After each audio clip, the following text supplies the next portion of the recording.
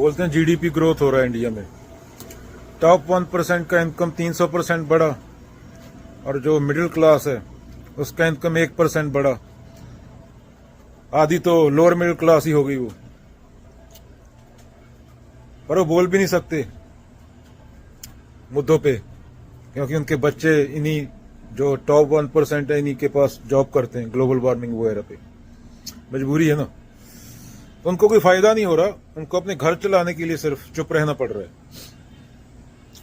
पर्यावरण और उसका एंजॉय भी वो कर रहे हैं लोग जो टॉप पे हैं, टॉप 1% है, क्योंकि पूरा कैपिटल उनके पास है ना। जिसके पास कैपिटल होगा भाई तो कंज्यूम करेगा। तो middle class lower middle class हो रहा है इंडिया में, पूरी दुनिया में अगर देखा जाए पिछले 10 साल का, कोरोना के बाद में स्पेशली। तो ये समस्या है। अभी ये शिमला में, लद्दाख में पूरा गंद डालने लगे टूरिस्ट जाके।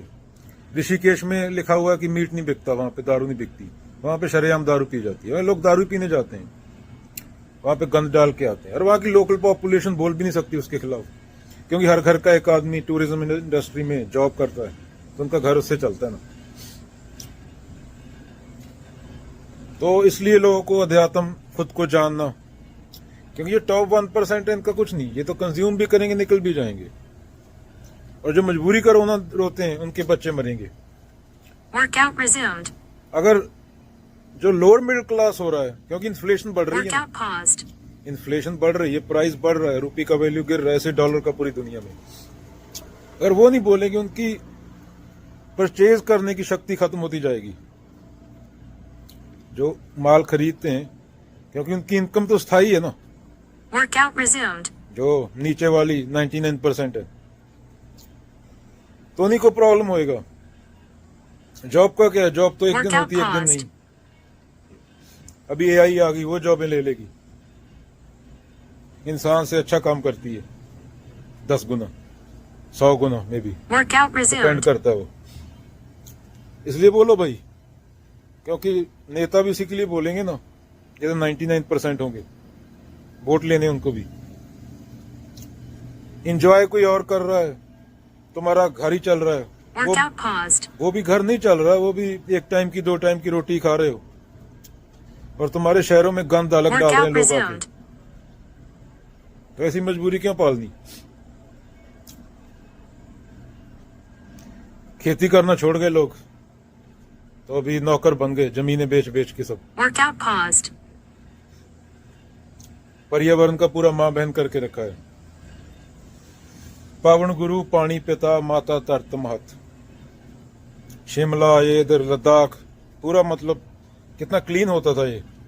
कल देख रहा था एक डॉक्यूमेंट्री, 2000 की दिखा रहे थे और 2024 का दिखा रहे थे, क्या क्या वहां पे किया हुआ है।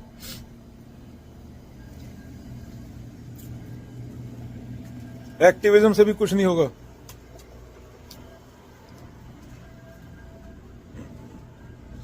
मजबूर है ना लोग, और कोई साधन नहीं है इनकम का, तो वही इंडस्ट्री में नौकरी कर रहे हैं। तो इसलिए बोलो, आज की रोटी के बारे में मत सोचो, मजबूरियां मत पालो। फ्रिज लेनी है, ये करना है, उसके बिना भी जीते थे ना।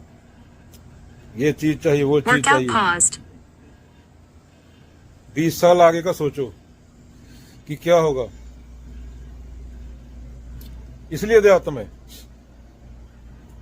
इसी को प्रेम बोलते हैं, जो बोलता है, मतलब जो 20 साल आगे का सोच के बोलता है। बाबा नानक नहीं बोलता, उसको क्या था, वो दुकान पे बैठा रहता। भगत सिंह को क्या था, वो शादी करके बैठ जाता।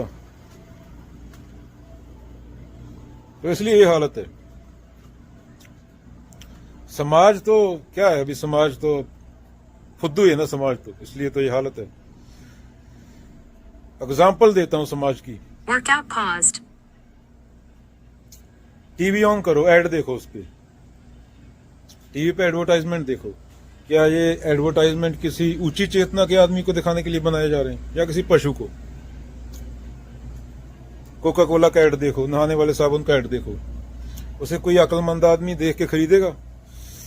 फेयर एंड लवली का ऐड देखो, औरतों की क्रीमों का ऐड देखो, औरतों के मेकअप का ऐड देखो। इतनी दूरअंदेशी किसी में है नहीं, सोचता नहीं कि क्या होता है, उससे क्या परिणाम आते हैं। जब कुछ होता है तो रोने लगते हैं पशुओं जैसे। उसके पीछे की पूरी कहानी जाननी पड़ती है ना, क्यों हुआ, किस लिए हुआ, 20 साल पहले क्या किया था।